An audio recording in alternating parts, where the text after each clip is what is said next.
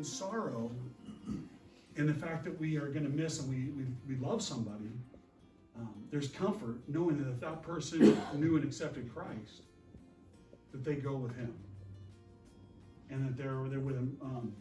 My oldest brother, who lives in California, he wasn't able to make it, but he had a dream. And my brother said, I don't have dreams. I don't dream. And my brother's a believer. I mean, he, from where he was 5 years ago to now, I mean, he is really sold out for God.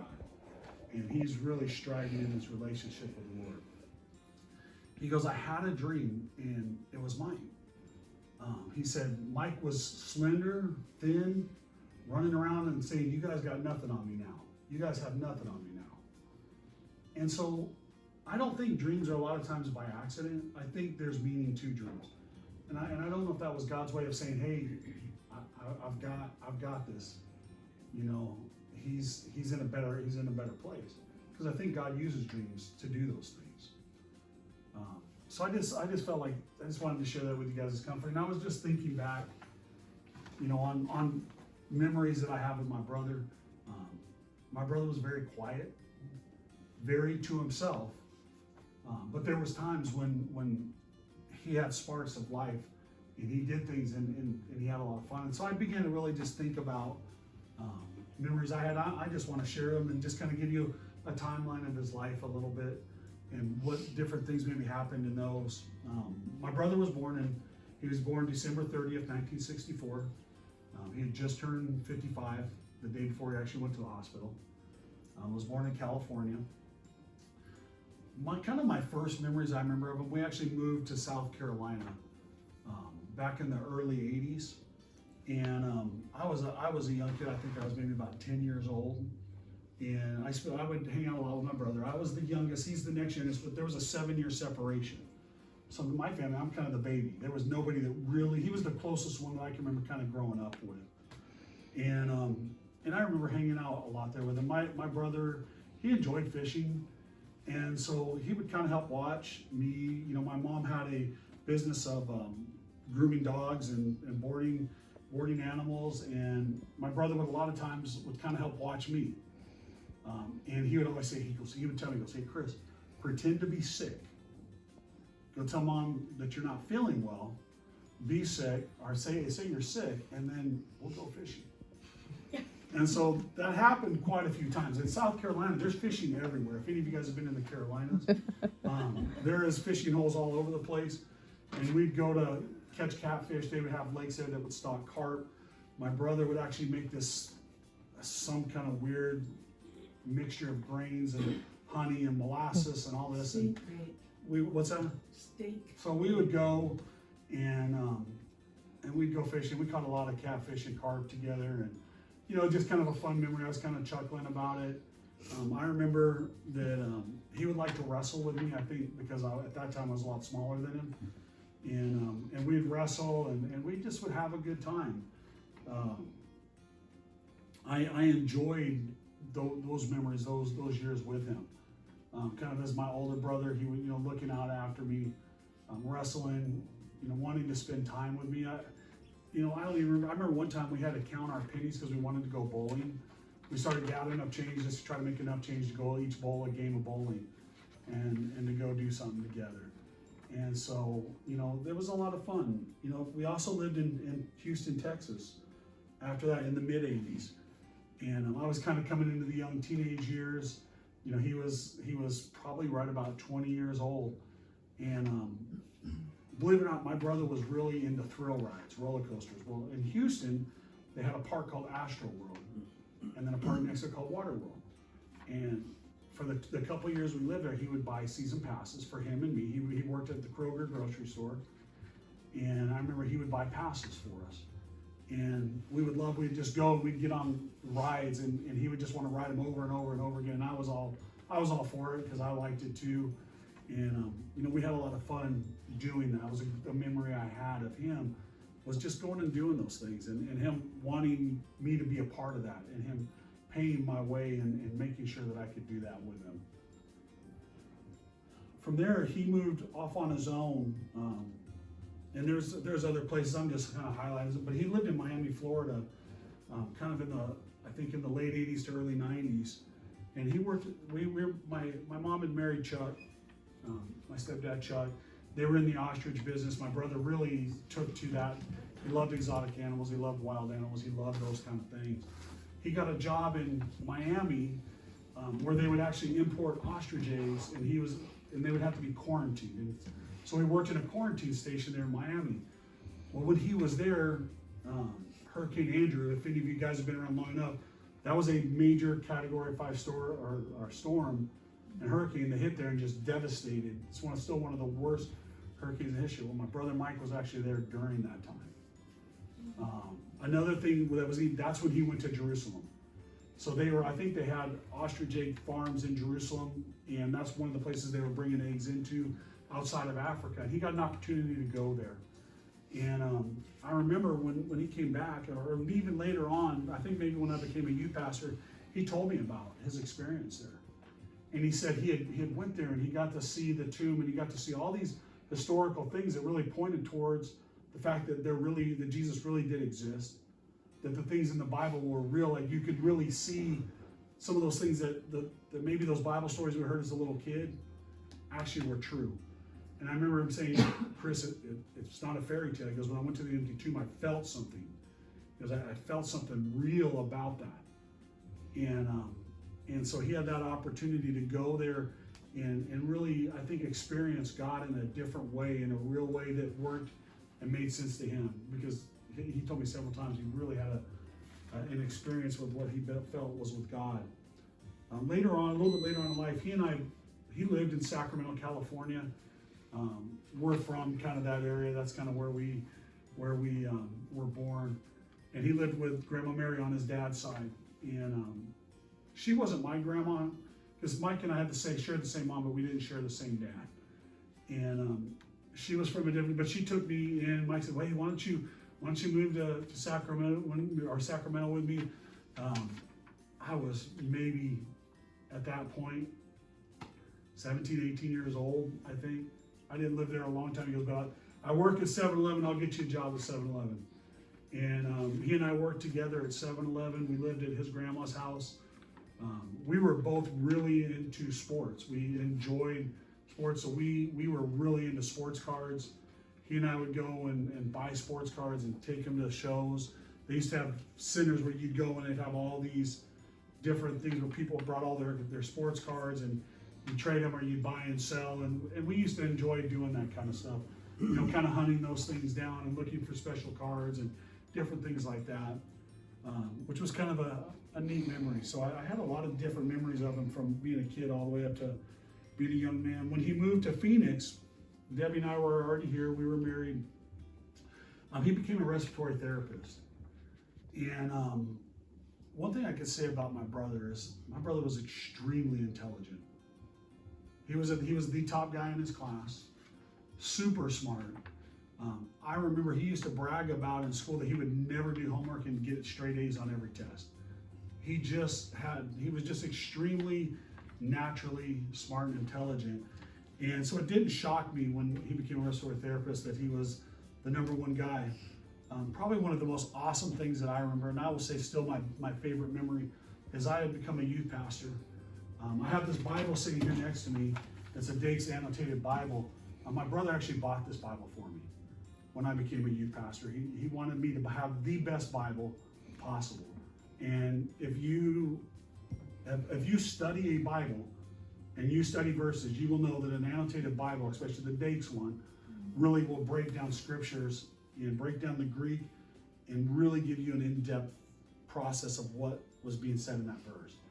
And he bought that for me. He spent about $100 back in those days on this Bible because he wanted me to have the right tools.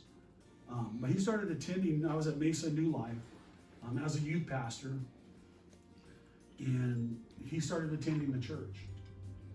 And because he lived not too far away at that time, and I remember we invited him, and he said he would come, and I think maybe it draws back to his time in Israel.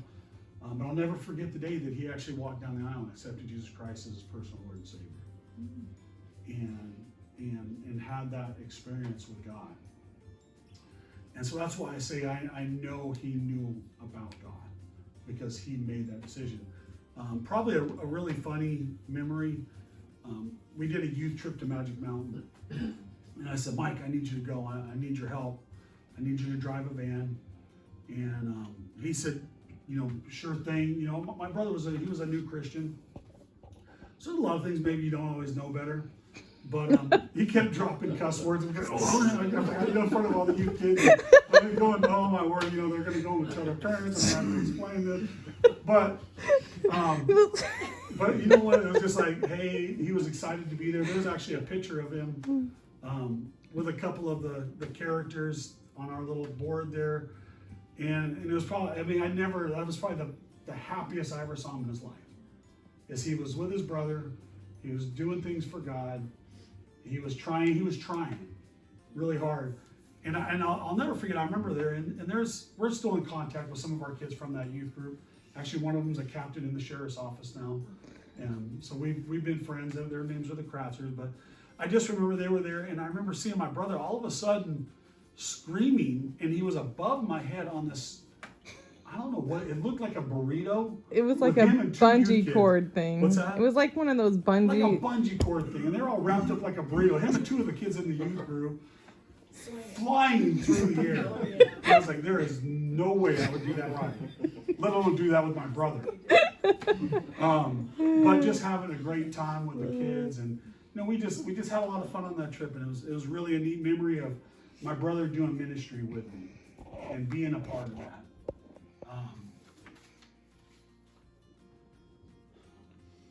Then he would, when he would work at the hospital, and then I became a police officer at that. He was working at the hospital, and he worked at St. Joe. I think it was St. Joe's, one of the bigger hospitals downtown. And he always wanted me to come and see him at the hospital when I was working. You didn't work at St. Luke. What's that? It wasn't St. Luke.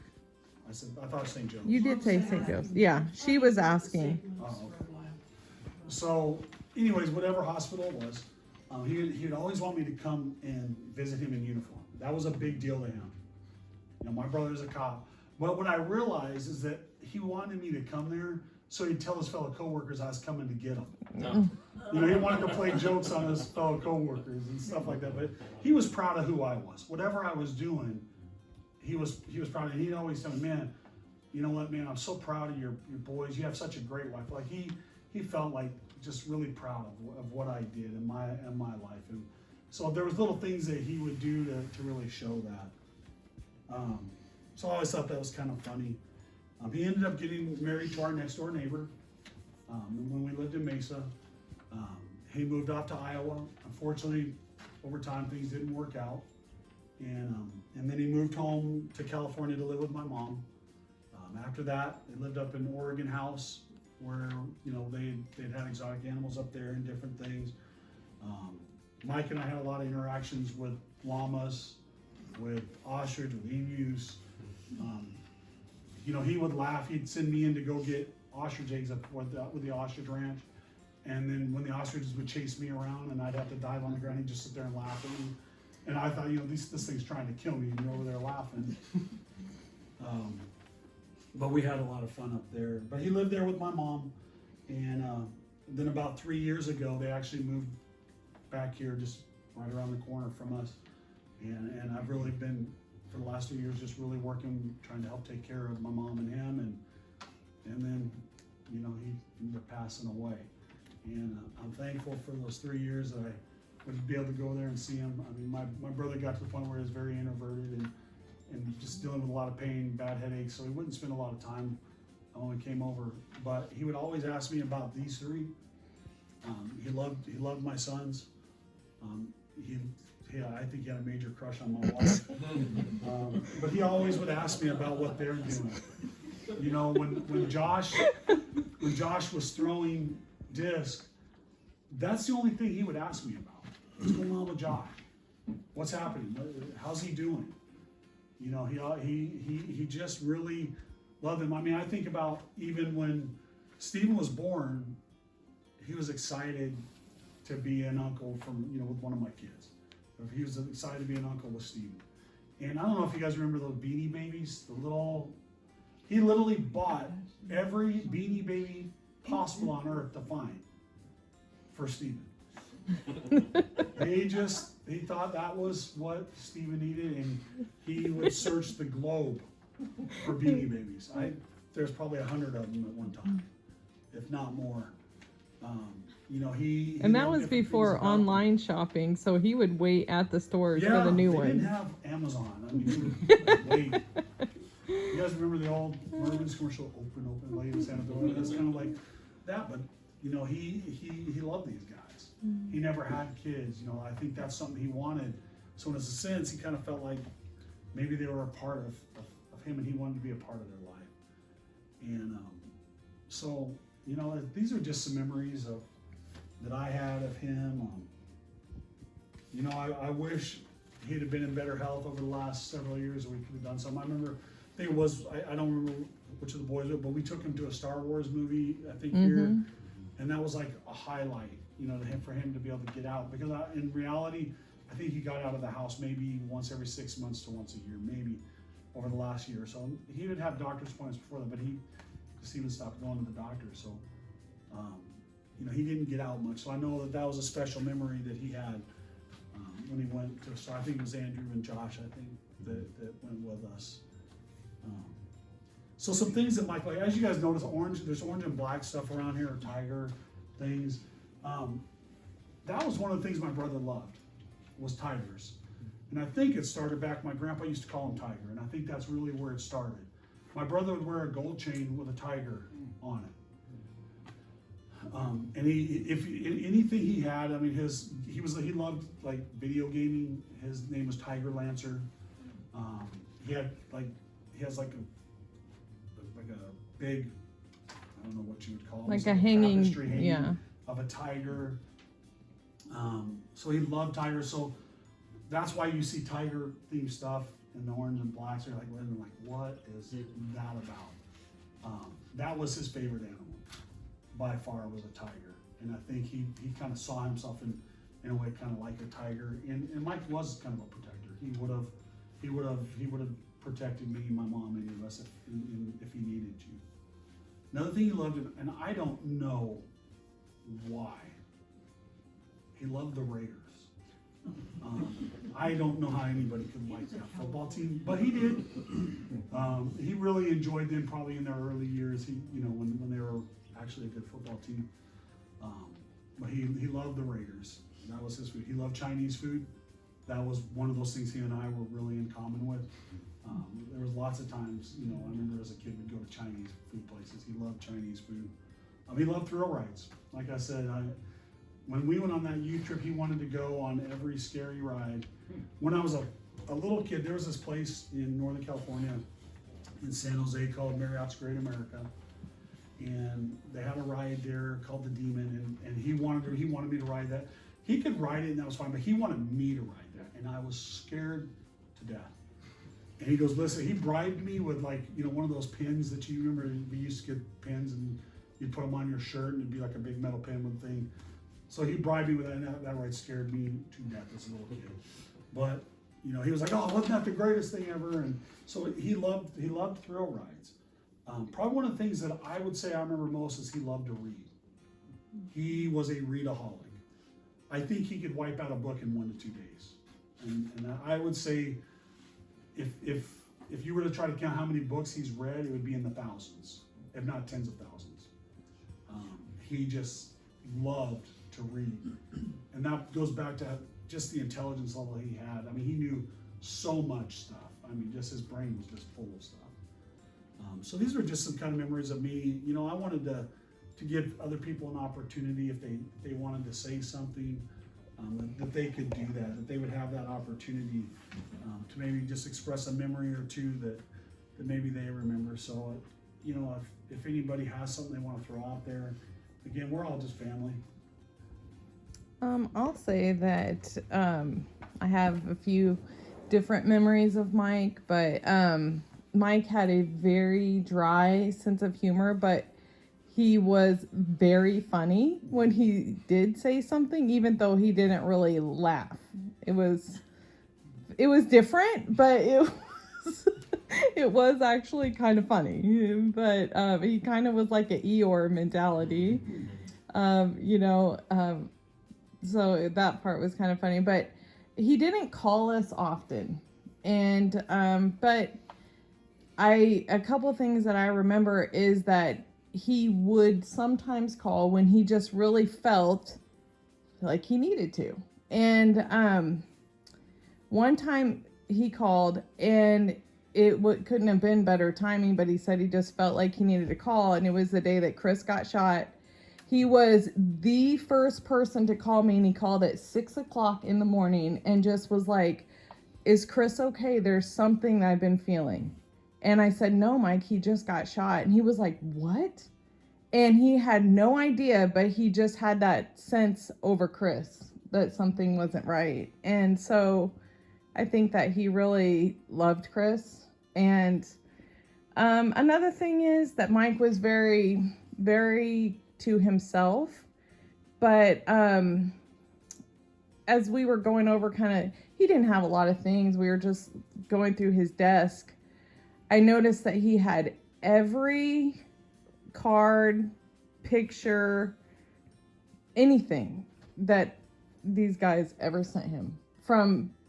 There was like a drawing of a Lightning McQueen car. Andrew must have been 10 when he sent him, in his top drawer of his desk. Like those things must have meant a lot. And really, as just for me, it made me think, maybe people who are harder to reach, I should try harder to send cards and letters to, because he literally had everything we had ever sent him right at his fingertips.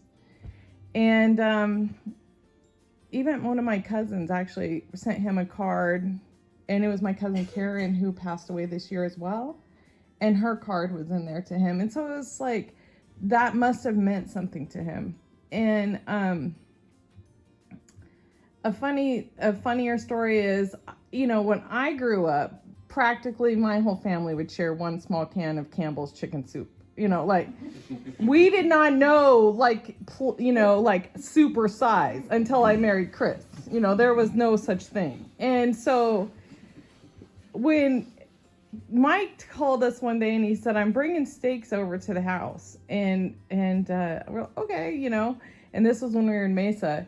And I literally was expecting like one steak that we were all going to share or something, like cherry style. And Mike literally brought this thing that was like 25 pounds or something. And I was like, "What is that?" And it was a whole cut, the whole ribeye cut. And he thought that was the funniest thing in the world. And then after that, because I was so shocked, then he continued that. And so Chris would like me to respond, because Chris lighted that. And he was like, "Debbie, act like you've never seen one that big." he'll get a bigger cut next time. But he liked the shock factor of that. But we enjoyed that. He would come over and bring stuff for the kids, and whatever they were kind of into, he would get. He knew Andrew liked to draw. He bought Andrew this whole huge binder of how to draw every animal known to man, and stuff like that. So he was very thoughtful in his prime of being able to reach out to people and that kind of thing. But another thing is just a side thing that really is not really about Mike, but kind of is that a couple weeks after he was in the hospital and he wasn't looking good,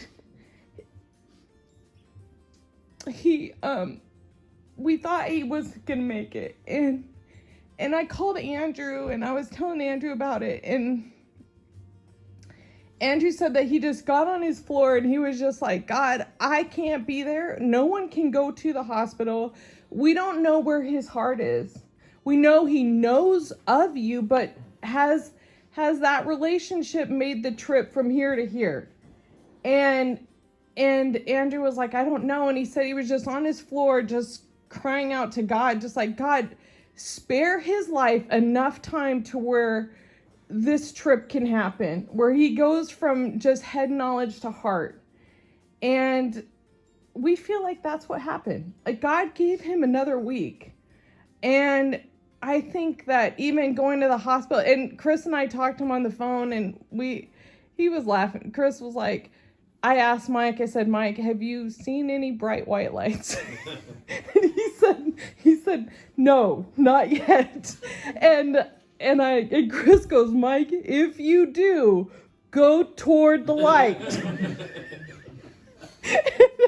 and we were kind of joking with him, and so he said, he goes, I've been a little tired, and he goes, I did see something strange the other day, and I wasn't sure where I was. And we go, what did you see? And he goes, I opened up my eyes, and some nurse was over me with blue hair, and I wasn't sure where I had landed.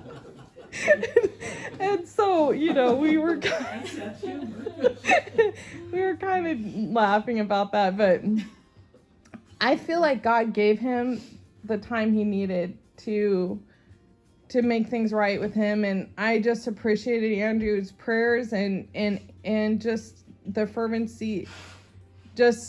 I just appreciate that. I think that's a big deal. To have someone in your family that's fighting for you in the spiritual realm is huge, and I know all of you prayed for Mike, and so I appreciate that.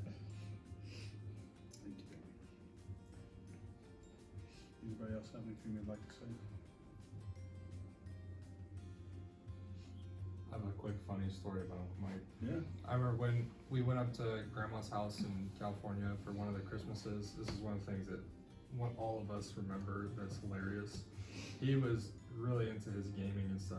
He was really good at it and everything. But I remember him on Christmas saying, "Steve, Andrew, Josh, get over here." And I'm like, okay. And he said, "Go get me a candy cane." And I was like, okay. So we all went over and each of us got him a candy cane, and we're like, here.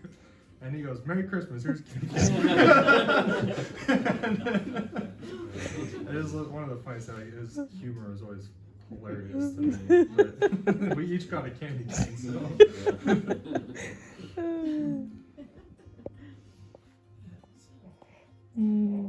This is really hard for me to talk about it at this point. But even though we're pretty doggone close always. Whatever I did, whether it was showing a dog or whatever, he was right there with me. He wanted to do everything that I did. We cut stones together, learned how to make the diamond cuts and all that stuff. And he was right there with me. I had gotten his machine as well as my machine. And I'm gonna miss him a lot. I know he's not in pain now, and that's what he wanted. Because he'd come in, I said, "Can I do something for you, son?" "Yeah, shoot me." And I knew he was in a lot of pain when he'd say things like that. Then he'd laugh, of course, but he once told me, he says, he was in so much pain. He says, "Mom, the only reason I'm still here is because of you. I don't want to leave you alone." But God called him home. So, I'll just have to learn to live without him for a little while. Not see him again. I know I will. Sorry. You're amongst family. There's nothing bad about being transparent. We all lost somebody in our lives. I just get kind of tired of. This isn't a place to just try to be tough. It's just really nice. But it's about closure. It's about healing. It's about being able to talk things through and be able to express yourself. So, well, I'm gonna just close us out with a prayer. As you guys saw the balloons up here, some of us have already made little notes, and we're gonna release those into the air. Luckily, the weather is cooperated because it cleared up, and we're just gonna release those into the air, just as kind of a symbolic thing. Father, I just thank you, God, for family that has come as we celebrated Mike and his life. And God, we thank you for Lord, just the promise and hope, Father, that he had towards the last few days of his life. And God, I just pray that you would just be with us all, those that are hurting, those that are struggling, those that have questions. God, that we would just turn our lives to you, that we would, Father, Lord, that we would just surrender these things to you, God, and you care. Father, Lord, you are hurt with our hurts, God, and you empathize with us. And God, I just pray that you would just be with us, that God, that Mike's legacy would be just neat memories, and that it would challenge us. And Well, even as Debbie talked about, that Mike was quiet. And God, I just pray that you would challenge us that when we deal with people that are quiet, all of that just reach out to them even more and to not hesitate and to loving them as well, Father. We love you, God, and we thank you. We ask this in your name. Amen.